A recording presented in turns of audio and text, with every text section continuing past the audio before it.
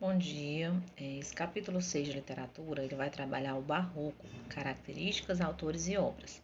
Tá? Ainda não é o barroco no Brasil, então ele vai falar um pouquinho de forma geral sobre o estilo barroco. Já iniciando um pouquinho, o barroco ele foi um estilo artístico-cultural, né? Que marcava a Europa no século XVII. Só que, assim, o que é que a gente pode observar? Ele ainda iniciou um pouquinho no século XVI, no finalzinho do século XVI, porque ele foi muito ligado à questão da reforma protestante. Seria mais ou menos uma resposta religiosa, né, da Igreja Católica à reforma protestante. Então, também foi chamado, né, nesse momento, o barroco e esse período todo de resposta à reforma protestante também foi chamado de reforma católica ou também de contra-reforma, tá certo? Era uma forma de propagar a fé católica, tentando reaver alguns fiéis, né, que ela havia perdido. Aqui no contexto histórico, na página 23, ele retoma algumas coisas que eu já falei sobre a reforma protestante, contra-reforma, as vertentes, né, na questão da mudança de mentalidade, porque, logicamente, se houve a reforma protestante, mexeu, né, e também junto à reforma protestante foi o período do Renascimento. Então, muitas pessoas estavam com contato com livros, com a questão da imprensa, né, a invenção da imprensa, a disseminação de mais leituras, a exploração de mais teorias científicas. Então, foi modificando, né, foi um contexto de modificação de pensamento lá no Renascimento. Quando nós chegamos aqui no Barroco, nós observamos que houve uma perda de fiéis à Igreja Católica, que era uma força muito forte nessa época na Europa. Então, o que foi que aconteceu? Eles se reformaram, vamos dizer assim, né? Algumas coisas passaram por reforma dentro da igreja, por isso que é chamado de reforma católica ou contra-reforma, porque não deixou de ser uma reação à reforma protestante.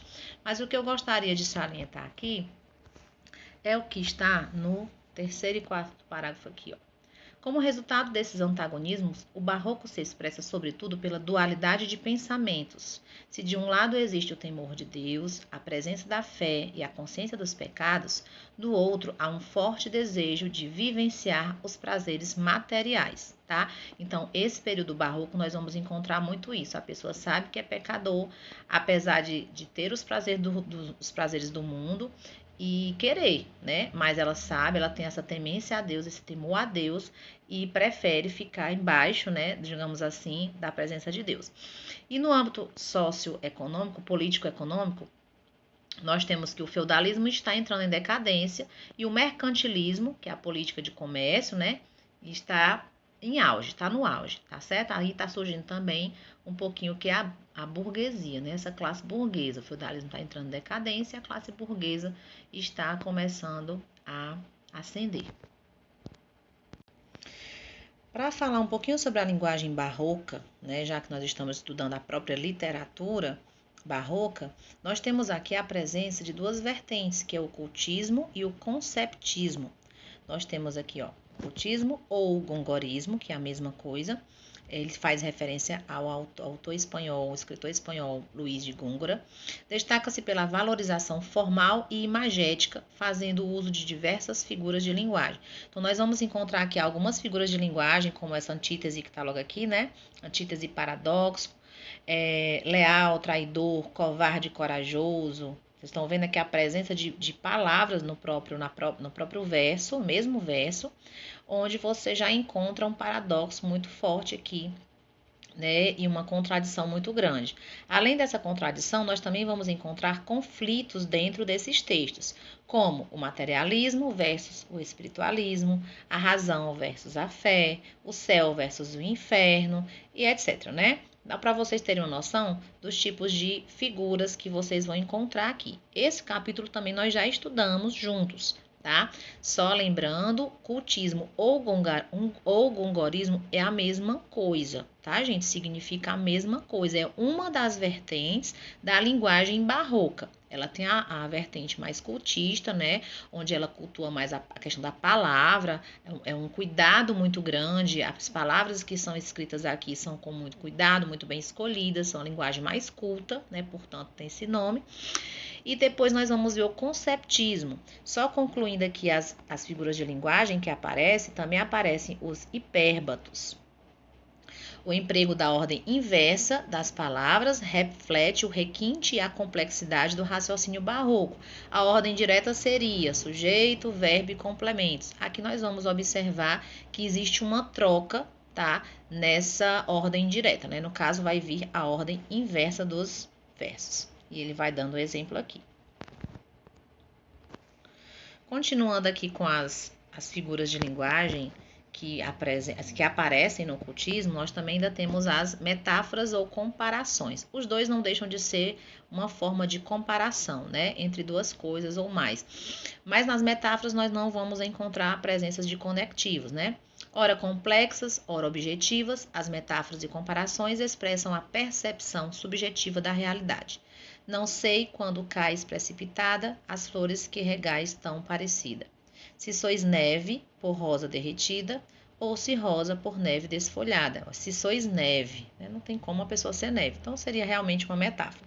Nós também temos, além do cultismo, nós também temos o conceptismo ou quevedismo. E essa palavra quevedismo faz referência a Francisco de Quevedo, um dos mais expressivos autores conceptistas. Trata da valorização do conteúdo, do jogo de ideias por meio do raciocínio lógico e da argumentação. Aqui não é pela beleza que você vai ganhar o seu fiel, né? É pelo argumento. Então, a palavra argumento ela vai aparecer de maneira muito forte aqui. Aqui nós vamos ter os textos principalmente em formatos de prosa. Ok? Então, o principal objetivo aqui é convencer a pessoa através do argumento e não apenas assim sensibilizar, tá certo? Nós temos o Sermão da Sexagésima, do Padre Antônio Vieira, que é um dos principais nomes, e aqui nós temos um trechinho. Para o homem se ver a si mesmo, são necessárias 3 coisas: olho, espelho e luz. Se tem espelho, é cego, e é cego, não se pode ver por falta de olhos. Se tem espelho e olhos e é de noite, não se pode ver por falta de luz. Logo, há mister luz, há mister espelho e há mister olhos. Que coisa é a conversão de uma alma, senão entrar um homem dentro em si e ver-se a si mesmo? Então, aqui ele está falando sobre a necessidade de ter um conjunto de coisas, né? Não adianta você atender, vamos dizer assim, só uma parte. Então, ele faz até as conclusões, né? Logo, é necessário, é mister, né? Que haja a luz, que haja o espelho, que hajam os olhos, para que a conversão seja completa. Então, o homem realmente tem que se conhecer para dizer que realmente foi convertido. Atentando aqui para a escultura desse período, a escultura barroca, nós observamos o que? Existia a presença de expressões faciais, movimento e luz. E traz aqui o nome do escultor Gian Lorenzo Bernini, que representou, né, muito bem o barroco nesse período. Barroco. Deixa eu só mostrar aqui a obra. Aqui, gente, ó, através da obra você pode observar que a claridade, essa questão da expressividade do rosto, questão das roupas caindo, tudo isso trazia, ó, expressividade no rosto, né? Trazia as características que foram, digamos assim, atribuídas ao barroco nesse período. E no Brasil nós temos o nome do Aleijadinho, que seria o nome verdadeiro, né? Antônio Francisco Lisboa, e ele era conhecido como Aleijadinho. Ele tinha um conhecimento muito grande da arte barroca, mas também colocou um pouco de particularidade em suas obras. Então, que nós observamos aqui tem sim a questão, né, do estilo barroco, as roupas com essas dobraduras, tá? Mas ele tem o seu estilo, até porque também aqui existiu a questão do uso da pedra-sabão, né? Então, mas as características principais do barroco ele retratava também em suas obras. Na pintura nós temos a presença de Caravaggio. Na aula eu até falei um pouquinho sobre a crucificação de São Pedro, né, de cabeça para baixo. E aqui nós observamos o quê? Cenas cotidianas ou cenas religiosas, tá? Essa aqui que eu tô mostrando é uma cena cotidiana. Nós não estamos notando a presença das da simetria, ele não tem esse problema, né? Ó, composição diagonal, contrapondo-se ao estilo renascentista. O estilo barroco prima por composições mais abertas, concedendo uma estética monumental à obra. Contraste de claro e escuro, que era chamado de chiaroscuro, né? Também nós vamos aprender vai aparecer aqui. E um pouco de coisas realistas, né? A pintura barroca abrange diferentes camadas sociais, explorando cenas da vida cotidiana, que é uma dessas cenas que nós estamos vendo aqui. Essa pintura até um pouco...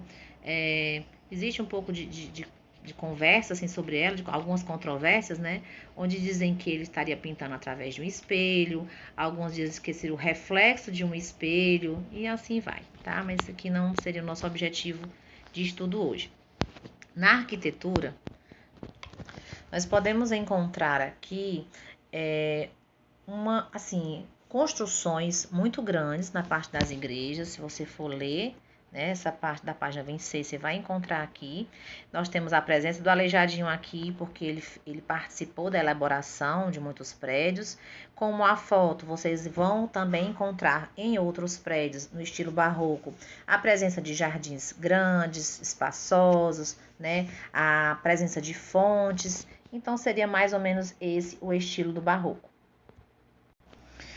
Aqui nós estamos vendo uma imagem voltada mais para o teatro, certo? Vocês podem observar aqui embaixo, né? Ó. É uma pintura que retrata o teatro da época.